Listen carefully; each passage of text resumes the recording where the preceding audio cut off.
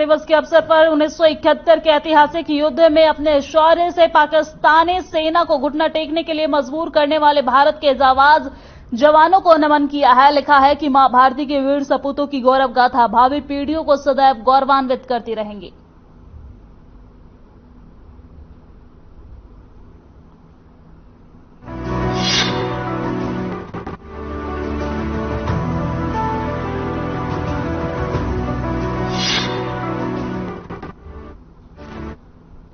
हरियाणा के गृह और स्वास्थ्य मंत्री अनिल विज ने ट्वीट करके विजय दिवस की बधाई और शुभकामनाएं दी है और साथ ही अफसोस भी जताया है। उन्होंने कहा है कि 16 दिसंबर 1971 में भारत पाकिस्तान युद्ध में हिंदुस्तान की सेना ने पाकिस्तान को सरेंडर करने को मजबूर कर दिया था और 93,000 पाकिस्तानी सैनिकों को बंदी बनाया था। आज विजय दिवस है, शौर्य गाथा का दिवस है, लेकिन इसके साथ ही अफसोस भी है कि हमारे सैनिकों ने कुर्बानियां देकर उस युद्ध में 93,000 पाकिस्तानी सैनिकों को बंदी बनाया था। लेकिन उस वक्त हमें बिना किसी शर्त के उन युद्ध बंदियों को रिहा करना पड़ा था, जिसकी गलती आज भुगतनी पड़ रही है, क्योंकि वो तो डाल के पंछी हैं, कभी इस डाल तो कभी उस डाल पर। कल तक वो शराब को वो गलत मानते थे, इसलिए उन्होंने वहां शराबबंदी की और अब जब उनका फेलियर हो गया तो बात जनता पर थोप रहे।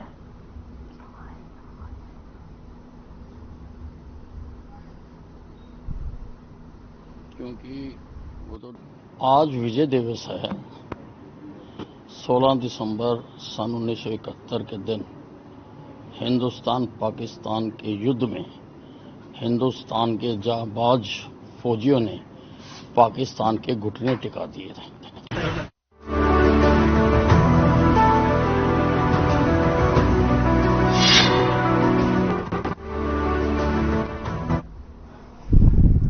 कुरुक्षेत्र में जिला स्तरीय जनप्रतिनिधि संवाद में पंचायत मंत्री ने शिरकत की है और इस दौरान उन्होंने बीजेपी जजपा गठबंधन पर बयान दिया है। साथ ही विपक्ष पर तंज कसते हुए कहा है कि गठबंधन की नहीं, विपक्ष अपनी चिंता करे। उन्होंने कहा है कि विपक्ष को आज मजबूत होने की जरूरत है और आने वाले समय में हरियाणा प्रदेश की जनता गठबंधन के लिए मजबूत फैसला लेंगी।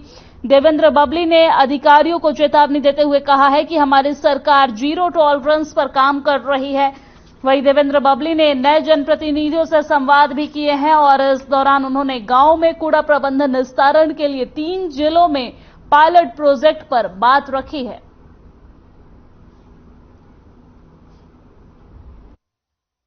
देखिए, ये हमारा प्रोग्राम जो जनप्रतिनिधि सम्मेलन और वाद की लोगों से फीडबैक लेके और उस प्रोग्राम के आयोजन में आज मैं इस कुरुक्षेत्र जिले के प्रोग्राम में पहुंचा हूं और मैं सभी हमारे चुने प्रतिनिधियों को बधाई देना चाहूंगा। और जो सरकार की परियोजनाएं हैं, जीरो टॉलरेंस पे सरकार की जो नीति है उसको ज्यादातर तक जाने के लिए जो हमारी सबसे छोटी इकाई पंचायतें बनकर आई हैं, उनसे हमने अनुरोध किया है।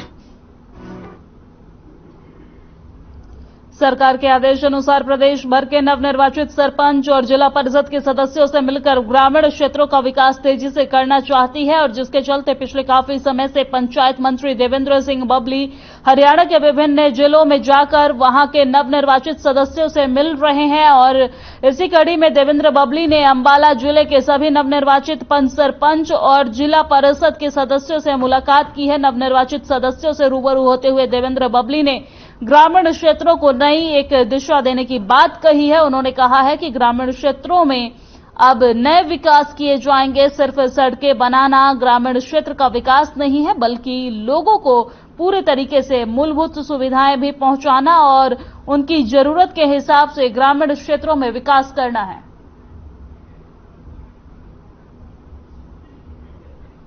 हरियाणा सरकार ने फैसला लिया कि पूरे हरियाणा प्रदेश के जिलावार हमारे जो नए पंचायत राज की हमारी सदस्य साथी चुनकर आए हैं पंचायतों में, पंचायत साहिबा, ब्लॉक लेवल पे हमारे ब्लॉक समिति के सदस्य साथी, हमारे जिला परिषद के सदस्य, उनके बीच में जाके एक संवाद प्रोग्राम जिलावार हम करें और सरकार जिलावार लोगों के बीच में जाए, हमारे चुनावी प्रतिनिधियों से मुलाकात करें।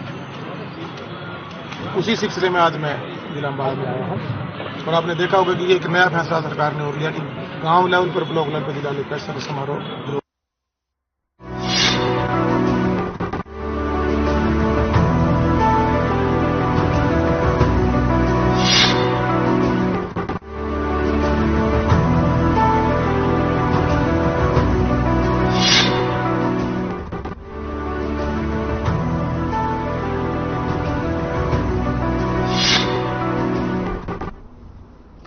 पानीपत जिले के समालखा कस्बे में गांव छदिया में दिल्ली पुलिस के एक मुलाजिम ने अपनी पत्नी को जान से मारने की नीयत से जहर पिला दिया है। वही हवलदार पति के महिला मुलाजिम के साथ अवैध संबंध को लेकर पत्नी ने विरोध किया था और जानकारी के अनुसार पुलिसकर्मी की पत्नी उसके अवैध संबंधों का अक्सर विरोध करती थी। आरोपी पुलिसकर्मी ने अपनी प्रेमिका के साथ फोन पर बात करके इस वारदात को अंजाम दिया है, जिसके बाद गंभीर अवस्था में महिला को समालखा के एक निजी अस्पताल में दाखिल करवाया गया है, जहां उसका इलाज चल रहा है।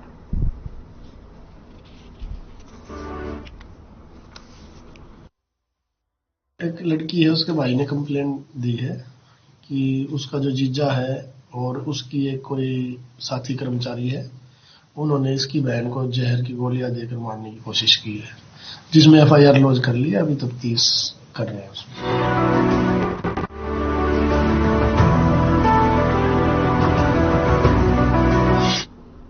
और करनाल में एक बार फिर से दबंग बदमाशों के हौसले बुलंद होते हुए नजर आए हैं। आपको बता दें कि NH 44 पर एक बार फिर दिखा बदमाशों ने ताबड़तोड़ फायरिंग की है। जानकारी के अनुसार 2 बाइकों पर आए 4 बदमाशों ने मोटरसाइकिल एजेंसी मालिक पर ताबड़तोड़ फायरिंग कर दी है और जिसमें मालिक घायल हो गया है। सूचना मिलते ही पुलिस मौके पर पहुंची है और वारदात को देखते हुए घायलों को अस्पताल में भर्ती करा दिया गया है और आरोपियों की तलाश में पुलिस जुट गई है।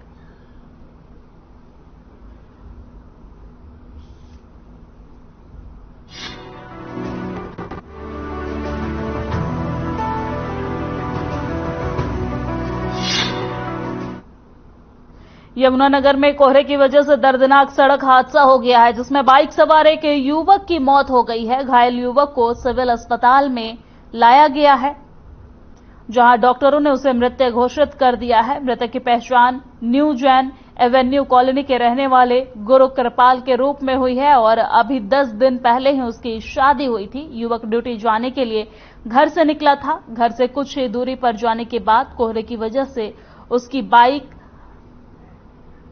सामने से टकरा गई है और जिसके बाद वो घायल हालत में उसे सिविल अस्पताल में पहुंचाया गया है, जहां उसने दम तोड़ दिया है। 3 बहनों के इकलौते भाई की मौत हो गई है और परिवार में मातम पसरा हुआ है।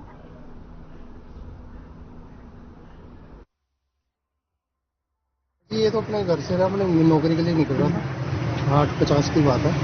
तो जैसे ही एक तो कोहरा वो था, जैसी गली से निकला है क्रॉस करने के छोटे लाइन से अपनी साइड पे आने के लिए, उधर से गाड़ी वाला एक गाड़ी थी, उसके ऊपर से 2 लड़के थे, वो भी माइनर एज में थे, 15-16 साल की उम्र।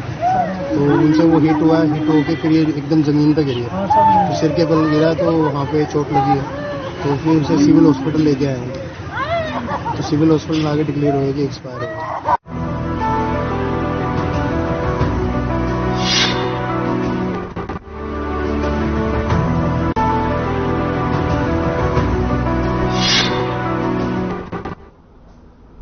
जिला नागरिक अस्पताल में मशीनों के खराब होने के कारण लगातार स्वास्थ्य सेवाएं गड़बड़ा रही है और स्वास्थ्य अधिकारी महज आश्वासन देकर अपने कर्तव्य की इतिश्री कर रहे हैं। अस्पताल पहुंचने पर आधे अधूरे इलाज लेकर लौट रहे मरीजों के हाथ मायूसी लग रही है और अब सामान्य रक्त जांच की CBC मशीन भी खराब हो गई है। पथरी के ऑपरेशन के लिए लिथोट्रिप्सी मशीन भी अब तक चालू नहीं हो पाई है और दोनों ही मशीनों की खराबी होने के कारण चूहा बताए जा रहे हैं और वही प्लेटलेट्स निकालने के लिए प्लेटलेट्स एफेरेसिस मशीन भी अभी तक शुरू होने के लिए इंतजार किया जा रहा है। और इस बारे में अस्पताल के पीएमओ डॉक्टर रेणु चावला से बात की गई तो उनका कहना है कि मामला उनकी जानकारी में है, जल्द ही मशीनों को ठीक करवाया जाएगा।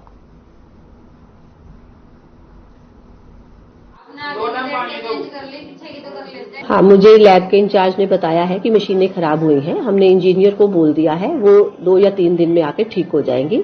इसके अलावा कुछ मशीनें और हैं जिसके साथ लैब का काम चल रहा है और सारे टेस्ट हो रहे हैं। तो अस्पताल में कोई रिक्वायरमेंट आपको लगती हो कि ये ठीक होने वाली है? एक जो मशीन जो कल काफी विवाद में रही, चूहों ने तारे काट दी, वो मशीन कब तक ठीक हो जाएगी? वो मशीन भी उम्मीद है कि जल्दी ही ठीक हो जाएगी। उसके लिए भी इंजीनियर को बुलाया गया है।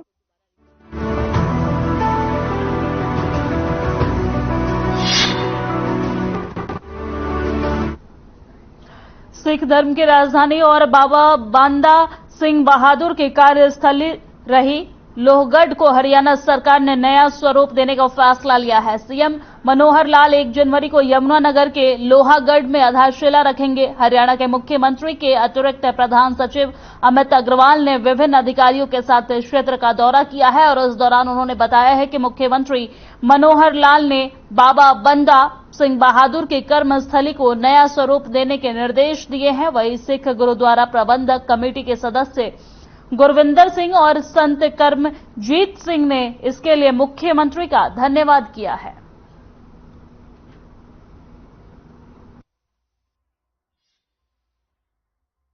ਇਹ ਉਹ ਪਾਵਨ ਪਾਕ ਧਰਤੀ ਹੈ ਜਿੱਥੇ ਸਿੱਖ ਰਾਜ ਦੀ ਪਹਿਲੀ ਰਾਜਧਾਨੀ ਸਿੱਖ ਰਾਜ ਬਾਬਾ ਬੰਦਾ ਸਿੰਘ ਬਹਾਦਰ ਨੇ ਕਾਇਮ ਕੀਤੀ ਸੀ। ਇਹਨਾਂ ਨੂੰ ਸੰਭਾਲਣ ਲਈ ਇੱਧਰ ਧਿਆਨ ਦਿੱਤਾ ਹੈ ਮਨੋਹਰ ਲਾਲ ਜੀ ਖੱਟਰ ਨੇ, ਕਿਉਂਕਿ ਉਹਨਾਂ ਦੇ ਵੰਸ਼ ਵਿੱਚੋਂ ਹਨ ਤੇ ਇਸ ਧਰਤੀ ਨੂੰ ਹੋਰ ਨਿਰਮਾਣ ਕਰਨਗੇ। ਤੇ ਜੋ 1 ਤਰੀਕ ਦਾ ਪ੍ਰੋਗਰਾਮ ਹੈ ਉਹਦੇ ਸੰਬੰਧ ਵਿੱਚ ਜੋ ਇੱਥੋਂ ਦੀ ਡਿਸਟ੍ਰਿਕਟ ਐਡਮਿਨਿਸਟ੍ਰੇਸ਼ਨ ਹੈ ਜਾਂ ਸਟੇਟ ਦੀ ਹੈ ਉਹ ਇੱਥੇ ਦੇਖਣ ਵਾਸਤੇ ਆਏ ਨੇ। ਸਾਨੂੰ ਖੁਸ਼ੀ ਹੈ ਕਿ ਅੱਜ ਅਸੀਂ ਉਸ ਮਹਾਨ ਸ਼ਹੀਦ ਬਾਬਾ ਬੰਦਾ ਸਿੰਘ ਬਹਾਦਰ ਜੀ ਦੇ ਵਰਸਾਈ ਹੋਈ ਸਿੱਖ ਰਾਜ ਦੀ ਰਾਜਧਾਨੀ ਲੋਹਗੜ੍ਹ ਸਾਹਿਬ ਵਿਖੇ ਆਏ ਹਾਂ। ਹਰਿਆਣਾ ਸਰਕਾਰ ਨੇ ਲੋਹਗੜ੍ਹ ਦੇ ਅਵਸ਼ੇਸ਼ਾਂ ਨੂੰ पुरातन विधि के नाल नवा स्वरूप देने का एक फैसला किया है। जैसा आप लोगों को पता है, लोहगढ़ में हरियाणा की और पूरे उत्तर भारत की मैं कहूँगा बहुत बड़ी विरासत है। हम लोग तो कहते हैं कि ये विश्व का सबसे बड़ा फोर्टिफिकेशन और किला है, और जो बाबा बंदा सिंह बहादुर जी ने बनाया था उस समय मुगलों के खिलाफ जब उन्होंने लड़ाई लड़ी थी अपनी, तो यहाँ पर सबसे बड़ा उन्होंने किला बनाया था।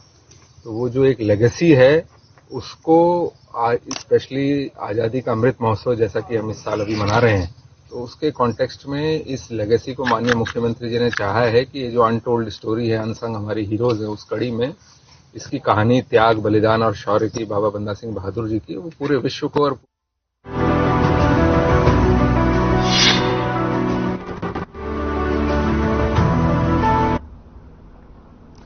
प्रदेश में आज से 3 दिवसीय प्रदेश स्तरीय खेलो हरियाणा प्रतियोगिता की शुरुआत हुई है और इसी कड़ी में अंबाला के वार हीरोज स्टेडियम में जिम्नास्टिक और स्विमिंग की प्रतियोगिता का आयोजन किया गया है। इस प्रतियोगिता में 1200 से ज्यादा खिलाड़ियों ने हिस्सा लिया है। अंबाला में प्रतियोगिता के शुभारंभ के अवसर पर मंडल कमिश्नर रेणु फुलिया ने मुख्य अतिथि के रूप में शिरकत की है और इस मौके पर अंबाला कैंट एसडीएम और जिला खेल अधिकारी राम निवास और खेल एसोसिएशन के प्रधान राजेंद्र विस भी मौजूद रहे हैं।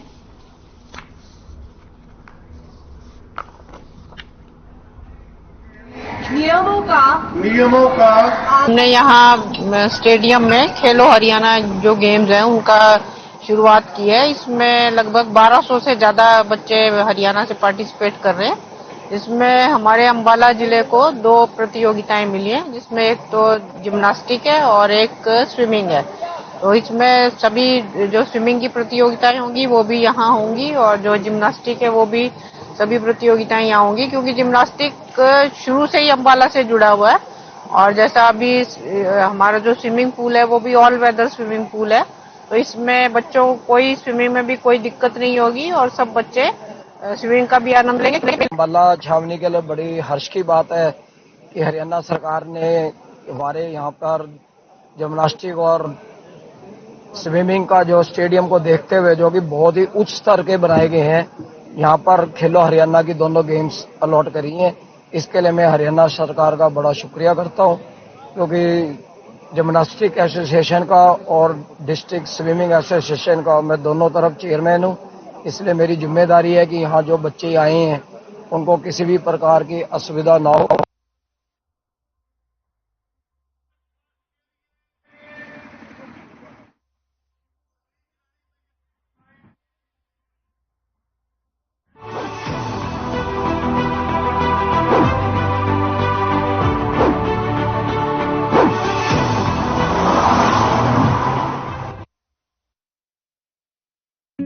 Hey mom! Hey, look! I can download a song really fast. I can make dosas faster. Must be joking. Bus, 3 easy steps. Mix with water, spread batter, fry. गाना डाउनलोड हुआ? नहीं, पर तब तक मैं इडली बनाती हूँ। हमने बनाया किड्स से। अरे रंगों का उमंगों का, अरे रंगों का उमंगों का जज्बा का रुकता है। मन साफ है तेरा अंदर तो बाहर दिखता है। हर रिश्ते का एहसास रखते हैं, हर घर में अपनी पहचान खास रखते हैं। हम निरमा एडवांस हैं, मन की तरह कपड़े भी साफ रखते हैं। निरमा एडवांस। पंजाब है जसप्रीत का ठिकाना, मुंबई है आदर्श का आशियाना।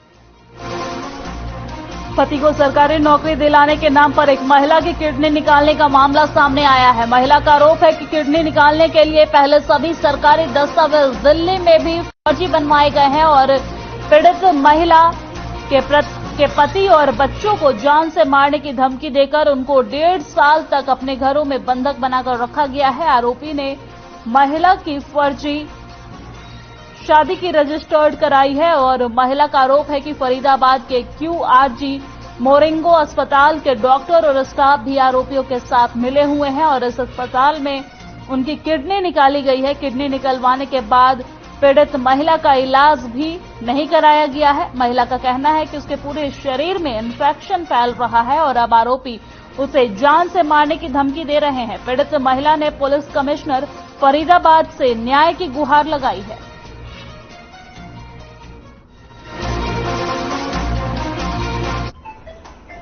मैं यहाँ पे अपनी शिकायत दर्ज कराने आई हूँ। मेरी धोखाधड़ी से किडनी निकाल ली गई है और जो कि जिसने निकाली वो वहाँ के दिल्ली के पश्चिम बिहार के रहने वाले हैं। कहाँ पे निकाली गई ये QRG फरीदाबाद हॉस्पिटल में। किस तरीके से हुआ सारा वाक़या? सारा मुझे कुछ इस तरीके से हुआ था कि क्या नाम है, शुरुआत में मैंने एक फोन ऐप के थ्रू ये जैसे उस पर आता है फेसबुक ID चलाते टाइम मैंने सिर्फ उस पर ओके किया था। ओके करने के बाद मैंने जैसे कि अपने काम में बिजी होया था, अपने घर में थी, फिर उसके बाद में सामने से फोन आया, मुझे यहाँ पे बुलाया गया दिल्ली विकासपुरी ऑफिस में। विकासपुरी ऑफिस बुलाने के बाद जो पेशेंट था और उसका जो क्या नाम एजेंट बंदा था उन्होंने अपने ऑफिस पे बुला के, हमें पता भी नहीं था, एक बंदे को बुलाया हुआ था। एक को किडनी चाहिए थी, उसका नाम विनोद मल्होत्रा है। तो उसने कहा कि आप मुझे किडनी दे दो, मैं इसके बदले में आपके पति की सरकारी नौकरी लगवा दूंगा। तो लेडी ने बोला कि भाई ठीक है, अगर आप मेरे पति की सरकारी नौकरी लगवा देते हैं तो उससे मेरा जो आर्थिक स्थिति है वो सुधर जाएगी और मेरे बच्चों की परवरिश ठीक हो जाएगी। तो इसको लेके वो किडनी के बारे में उनकी बात हुई। तो जैसे प्रोसीजर चलता रहा तो किडनी उससे मैच हो रही थी, मैच हो गई। तो उसके बाद उन्होंने उसको वहां पे बुलाया कि भाई चलो किडनी दे दो। तो बाद में इसकी लेडी की नॉलेज में आया कि भाई किडनी तो कोई फैमिली मेंबर ही दे सकता है, आउटसाइडर कोई किडनी डोनेट नहीं दे सकता किसी को भी। तो इस चीज को लेके इन दोनों हस्बैंड वाइफ ने मना कर दिया कि हम किडनी नहीं देंगे क्योंकि हम फैमिली मेंबर नहीं, कल को हमारे खिलाफ कोई एक्शन ना हो जाए। तो उस चीज को लेके इन लोगों ने उनको वहां पे अपने घर पे ले गए, वहां पे बंधक बना लिया, वहीं से ऑफिस से आने नहीं दिया इनको। फिर उसके बाद इनका 2 अगस्त 2022 को इस लेडी को जबरन यहाँ पे QRG हॉस्पिटल सेक्टर 16 में है, हाँ, उसमें इसको एडमिट करा दिया और इसकी किडनी निकाल ली गई, जिसमें इस लेडी ने उनसे बात करने की कोशिश करी अपने हस्बैंड से, उससे भी नहीं मिलने दिया। ये एक पुराना मामला है सन 2020 का। एक पलवल की रहने वाली महिला जो अपने पति की फेसबुक को चला रही थी, उसमें एक विज्ञापन था किडनी दान करने का। उसने उसको जस्ट महिला के मुताबिक उसने नॉर्मली उसको ओके कर दिया। ओके करने के बाद एक राजा नाम के व्यक्ति का फोन आया कि आप हमें किडनी देने के लिए सहमत है, तो आप हमसे ये मिलो। तो ये मिले नहीं, ना उनसे बात करी, इन्होंने मना कर दिया कि हम किडनी देने की इच्छुक नहीं है। मैंने वैसे ही नॉर्मली इसको ओके कर दिया था। उसके पास वो लोग बार बार इनसे संपर्क करने की कोशिश की, इनसे संपर्क किया, इनको दिल्ली बुलाया और दिल्ली में इनकी मीटिंग हुई है। और जिस व्यक्ति को किडनी चाहिए थी उनके साथ मीटिंग हुई है और इनको फिर बार बार बुलाते रहे। उनको लालच दिया गया कि आपके पति की सरकारी नौकरी लगवा देंगे। तो महिला को मैनेज किया इन्होंने। वो जो आरोपी जिसको किडनी चाहिए थी उसने इस महिला को अपने पत्नी का नाम दिया, जो उसकी पत्नी थी ओरिजिनल, वो नाम दे के इसके एफिडेविट वगैरह बनाए, शो करा उनको हॉस्पिटल में और बाकी जगह पे एफिडेविट बनवा के और फिर उसका किडनी ट्रांसप्लांट किया।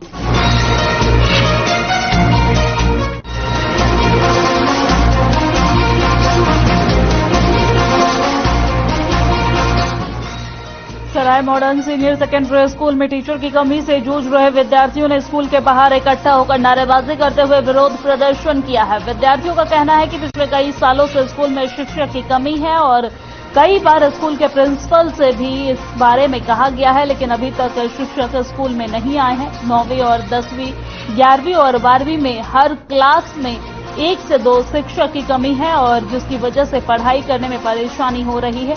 वही स्कूल के प्रिंसिपल रविंद्र सिंह का कहना है कि स्कूल में पिछले कई सालों से शिक्षक की कमी है और कई बार अधिकारियों को इस बारे में बताए जाने के बाद भी शिक्षक नहीं आए हैं।